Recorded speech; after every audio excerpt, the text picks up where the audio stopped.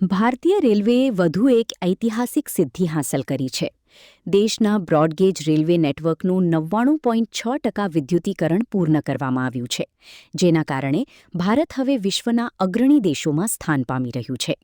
ભારતીય રેલવે દ્વારા દેશભરમાં રેલવે આધુનિકીકરણ અને ગ્રીન એનર્જી તરફ મહત્વપૂર્ણ પગલાં લેવામાં આવી રહ્યા છે.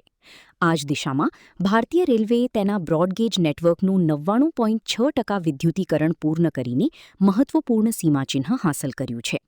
માર્ચ મહિનાના અંત સુધીમાં દેશભરમાં 69,883 કિલોમીટરથી વધુ બ્રોડગેજ રેલવે લાઇનનું વિદ્યુતીકરણ પૂર્ણ કરવામાં આવ્યું હોવાનું સામે આવ્યું છે. આ કામગીરીથી ડીઝલ પરનો ખર્ચ ઘટશે તેમજ પર્યાવરણને પણ મોટો ફાયદો થશે.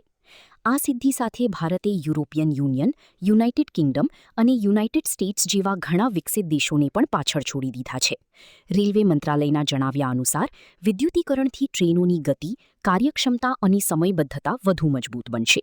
ભારતીય રેલવે હવે ગ્રીન અને આધુનિક ટ્રાન્સપોર્ટ સિસ્ટમ તરફ વધુ ઝડપથી આગળ વધી રહી છે.